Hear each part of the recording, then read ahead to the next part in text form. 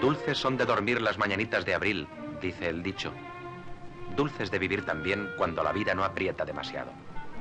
Cuando deja, por ejemplo, 3 horas completas para el goce del arte.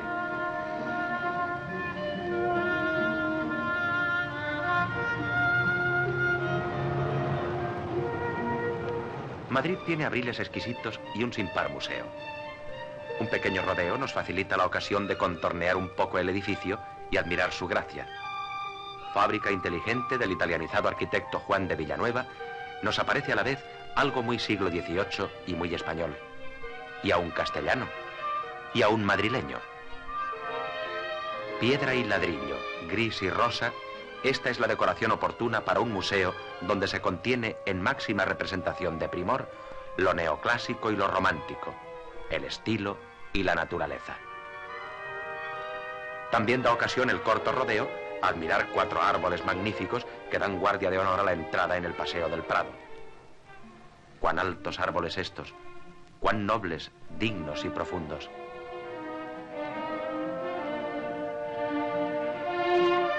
Dicho esto, cumplidos además los ritos de entrada, después de atravesar el vestíbulo, entramos en una salita que está muy bien decorada y buscamos una apaisada composición.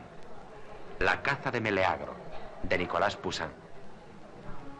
La máxima proximidad de la pintura a la escultura y la arquitectura nos la darán las obras de Poussin y Mantegna. La íntima vecindad con lo musical y lo poético, el Greco y Goya. El término medio entre los dos límites, la pintura, ¿quién la representaría mejor que nuestro tranquilo y poderoso Velázquez?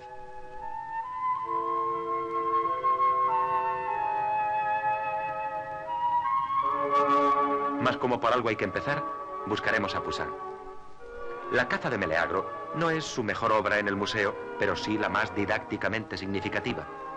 Para ejemplo de una vecindad de la pintura con la escultura, nada mejor. Está pintado como un relieve, está compuesto como un friso. El tránsito de la Virgen de Mantegna se guarda hoy en la sección del museo donde se agrupan los pintores italianos. Como se trata de un cuadro de cortas dimensiones, el visitante novicio no lo encuentra enseguida. Aquí ya no queda ni siquiera rastro de sensualidad, de halago, de brillo. Todo distribuido, estructurado, lógico.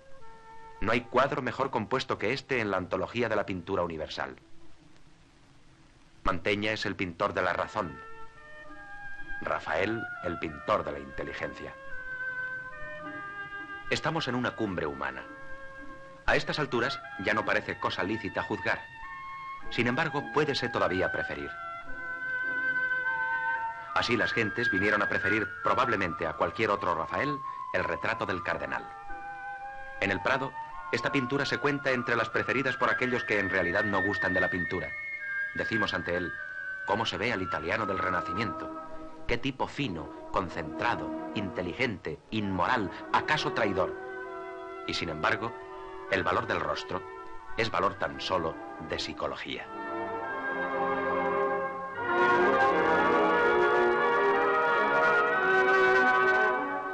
Un gran salto. La frontera opuesta en los dominios de la pintura. Ahora alcanzaremos aquellas ardientes regiones en que la pintura, agitada por una ambición febril de expresión, está a punto de volatilizar su materia para convertirla en música o en poesía, en lirismo y carácter. 2 gigantes dominan estas regiones: Domenico Theotocopuli, llamado el Greco, y Francisco Goya Lucientes. Los 2 españoles, o por lo menos adalides de la llamada Escuela Española. Parece demostrado definitivamente que Theotocopuli, iniciador magnífico de la Escuela Española, era originariamente un griego de Creta.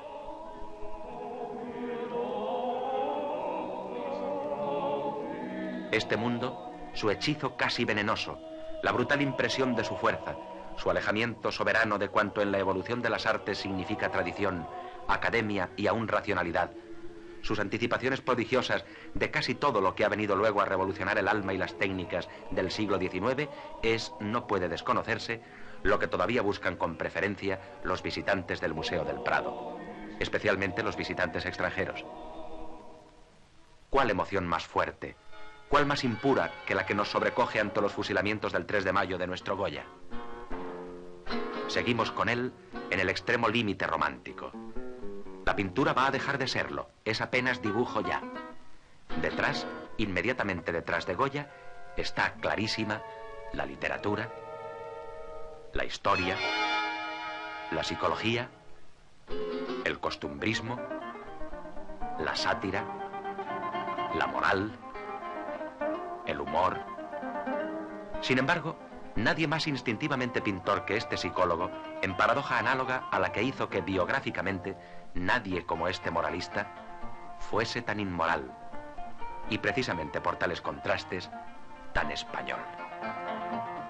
Aunque Goya no hubiese llegado a símbolo vivo de la pintura española, siempre lo hubiera sido de la España pintoresca. La popularidad le ha otorgado imperturbablemente el primer título. Goya es para ella la pintura española. Goya, el Museo del Prado. Para el público dominguero, para el buen pueblo de Madrid o el maravillado Isidro, no hay rival posible. Hace casi un siglo que esas gentes acuden al museo casi exclusivamente para ver los retratos de los Borbones y cómo los españoles atacan a los franceses el día 2 de mayo y cómo los franceses fusilan a los españoles el día 3.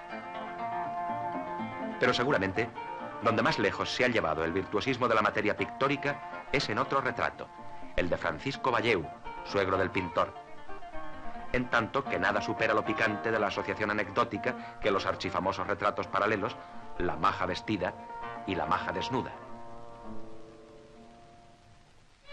Entre la geometría y el lirismo, la objetividad.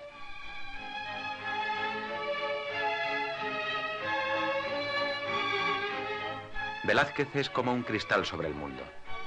Nada como los cristales para merecer el respeto debido a la veracidad. Nada, sin embargo, que corra tanto peligro de dejarnos en duda sobre si existen. Todo está escrito sobre las lanzas. ¿Quién no ha elogiado la belleza misma del espectáculo? La elegancia de estos dos ejércitos, la extrema naturalidad y plenitud significativa de las actitudes, la elevación moral tan delicadamente revelada y traducida, la vida intensa de los retratos y el aire y las lejanías y las humaredas y la luz.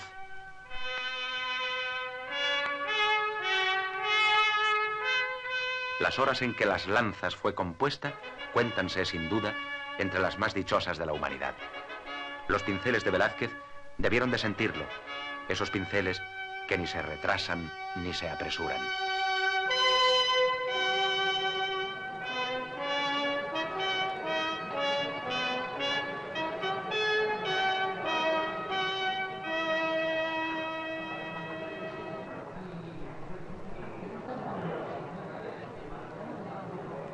En Las Meninas, el arte del retrato llega a una culminación de lo informativo ni antes alcanzada ni vuelta a alcanzar.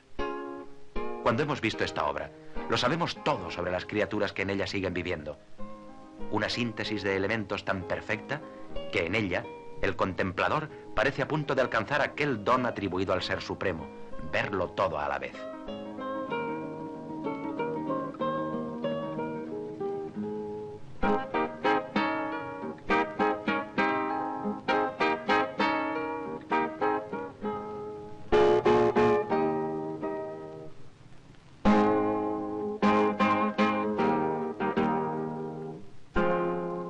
Las hilanderas. Pintar lo que se llama pintar jamás pudo hacerse mejor. En efecto, aunque aquí el parecido de los rostros, de las nucas o de las piernas de las mujerucas obreras no importa, un nuevo personaje ha entrado en la pintura. Este personaje de dilatado porvenir romántico se llama el ambiente. El retrato ecuestre del conde duque de Olivares, tela de aparato, tiene algo sin duda de mitología. Al menos, es completamente mitológico que el conde duque ganase las batallas así. Al infante don Carlos, en cambio, ya le quiere más. Le hace más sobrio, más elegante. Velázquez era hombre de mucha reserva. Dicen que en la corte no hablaba nunca, como no le rogaran que dijese algo. Apenas se conservan cartas de su puño y letra, pero una indiscreción del azar nos ha conservado como obras sustantivas lo que solo estaba destinado seguramente a estudio preparatorio, unos puros paisajes. Así es como si leyéramos a Velázquez unas confesiones en un papel que se hubiese dejado caer por inadvertencia. El jardín secreto de Velázquez está casi íntegro en el jardín de la Villa de Médicis. En el itinerario que va de Rafael a Velázquez están los pintores primitivos. Olvidemos la cronología y clasifiquemos autores y obras por su actitud estética únicamente. La belleza de la Anunciación tiene dos capas. Apréciase en la primera la sensación de sencillez divina, de ingenuidad, de clara delicadeza. En la segunda, la sabiduría. Fra Angelico no es un pintor colorista, es decir, un goloso de la materia, sino un pintor luminoso, es decir, sediento de alma. Un colorista trabaja para hacer vibrar las cosas en la embriaguez del momento, un luminoso en dejarlas tranquilas en su postura de eternidad.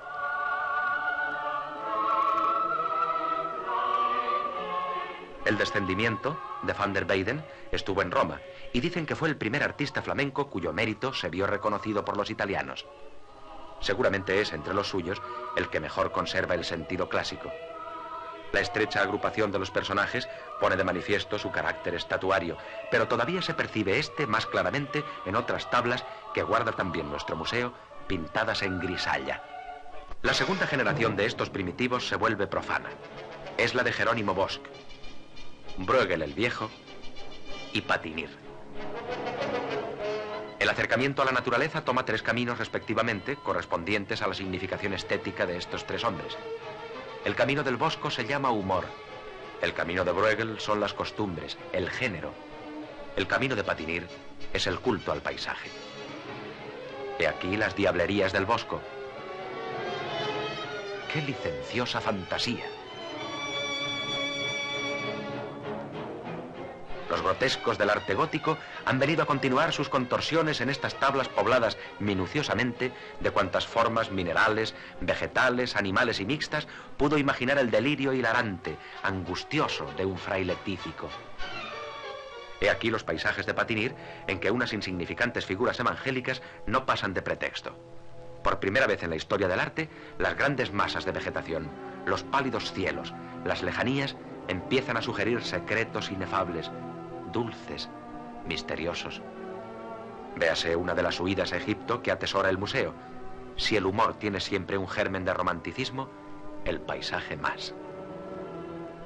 Pedro González Berruguete, posterior a Fra Angelico en poco menos de un siglo, no es cronológicamente un primitivo, pero geográficamente sí. Él es, además, el último y mayor representante de una tradición indígena de la cual conservamos numerosos anónimos anteriores. Precediendo a Morales, ejemplo de la influencia flamenca, y a Juan de Juanes, típico de la influencia italiana, Berruguete es el castellano puro, el precursor de los maestros que un siglo más tarde llevará el arte español a su apogeo.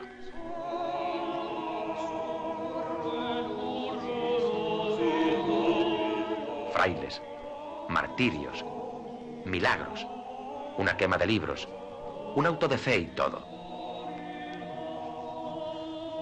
Mucho oro todavía, mucho oro medieval en fondos, nimbos, ornamentos y accesorios, pero ya en las figuras de la multitud, en sus actitudes y cabezas, el más picaresco realismo.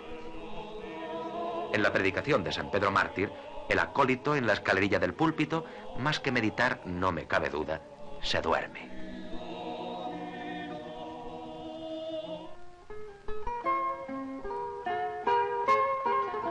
Zurbarán, tan nombrado, no es en realidad bien conocido. Es difícil, ahondando en la coloración terrosa y perdonando la composición poco afortunada de sus cuadros en el museo, descubrir la sorda opulencia de los blancos que hace del autor un intenso colorista. Tampoco Murillo está inteligentemente representado en Madrid.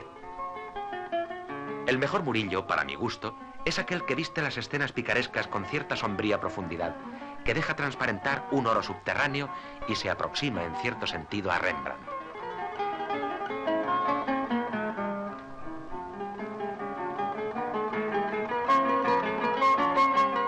Rivera le lleva 13 años a Zurbarán, 14 a Velázquez y 33 a Murillo, pero le colocamos en el último lugar de la serie porque es el más romántico de los cuatro.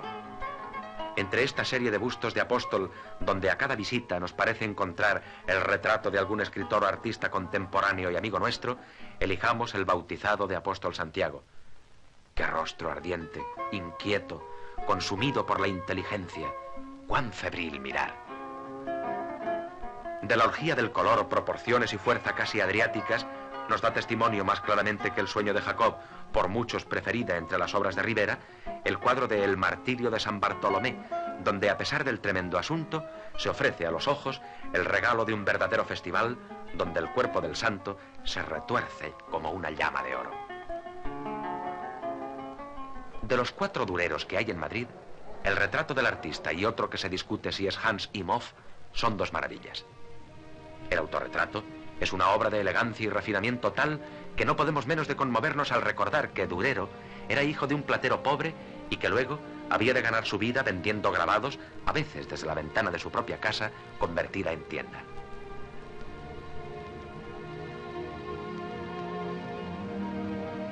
La cabeza del presunto Hans Imhoff está también cargada de pensamiento. Este sí que debe ser hombre rico y confortable, pero una nostalgia infinita baña su rostro y parece darle a uno ganas de conversar con él, acaso de consolarle un poco. La pintura de Venecia es el más suntuoso, alegre y triunfal producto del arte que jamás el espíritu humano haya producido. El más intensamente venenoso también. El veneno que digo se llama color. La luz es la luz, pero el color siempre contiene un misterio. Igual me da en el Tiziano que el asunto sea grave o gozoso. Igual me da que entierre al Cristo entre una opulenta sinfonía de color, como que consagre una ofrenda a la diosa de los amores, sonriendo a la pululación dorada de tanta carne de niño, apiñada en minúsculas individualidades, prietas como los granos de un racimo de uvas. Igual me da que desnude la espalda de melocotón de su hija Lavinia, en postura de Salomé, o que mire en el espejo de un autorretrato sus ojos orgullosos o la melancolía de su barba de octogenario sobre la ropilla negra. El gran descubrimiento de Venecia, cumplido por obra de Tiziano sobre todo, consiste en la identificación entre el placer y la dignidad. Y he aquí que en Venecia se ha apagado la luz. El color, ya desamparado de aquella, tiene aún en el veronés acentos de júbilo. Veamos el Jesús entre los doctores, que aquí en el Prado verdea mágicamente en el color de su cielo y parece una gigantesca esmeralda. Veámosle en otra obra más recogida, apenas menos opulenta, La juventud entre el vicio y la virtud. Y llegamos al genio triste de Venecia. El Tintoretto sintióse oprimido del excesivo culto al color y quiso reaccionar. Intentó volver a dibujar. Ya hemos dicho que era tarde. Lo más trágico que puede pintar un colorista es un retrato. La galería de retratos de Tintoretto es uno de los tesoros del mundo. Saludemos 2. El retrato de un senador veneciano y el retrato de un joven. Amigo mío, nos acercamos al fin. El color se ha comido la luz y cualquier rastro de clasicismo va a corromperse. Si la pureza de la luz se ha enturbiado en un colorido rubicundo y precioso, las líneas que eran curvas muy dulces acaban por debilitarse y enroscarse en la caligrafía típica barroca. Rubens, qué hombre de lujo. Genialidad impura y potente, no se contenta como todos los barrocos, como todos los románticos, con llevar la pintura hacia la música.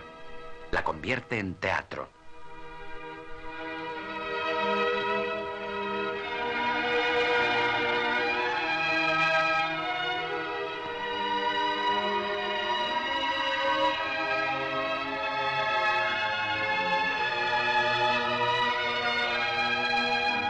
Es posible que Las Tres Gracias sea el Rubens más importante del museo.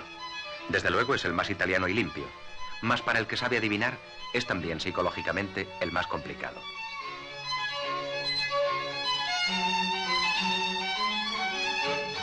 Cuando el pintor murió, este cuadro era propiedad de su mujer, Helena Fourmin, la cual lo recataba en su cámara y a la cual costó persuadir de que lo vendiera. Aunque en la tela se ofrecía repetidamente el esplendor de su desnudo, esta revelación la había dado Rubens al mundo tan repetidamente y con libertad tanta que no parece que en el hecho de publicarse una vez más hubiera trance de tardía alarma para el pudor. Pero lo que en Helena se removía no era probablemente el pudor, sino una oscura especie de celos. Las tres gracias del grupo deslumbrador eran ella y a la vez no eran ella. Eran la rubia Helena Fournet, la segunda mujer del artista, desposada a los 16 años con Rubens, y eran a un tiempo Isabel Brandt, la primera mujer, la morena casi italiana, sueño y compañera de los años de juventud. Y las dos bellezas no solo se unían, sino que misteriosamente en cada figura se fundían y completaban. De las dos, de otras acaso, la dulce generosidad del artista que iba a morir había formado un solo tipo femenino, un solo ideal, un solo amor, adorado casi durante medio siglo de carrera dichosa. Helena Fournet consintió por fin en vender el cuadro a los agentes del rey de España con la condición de que no sería enseñado al público ni saldría del encierro de la colección real. El paso de los siglos ha vuelto vana esta condición, afortunadamente para nosotros. Como todas las de su género, esta visita terminará entre abreviaturas. Nuestra escala ascendente del realismo al romanticismo alcanza a las alturas. Van Dyck es la elegancia. Todo el mundo lo sabe, todo el mundo lo dice.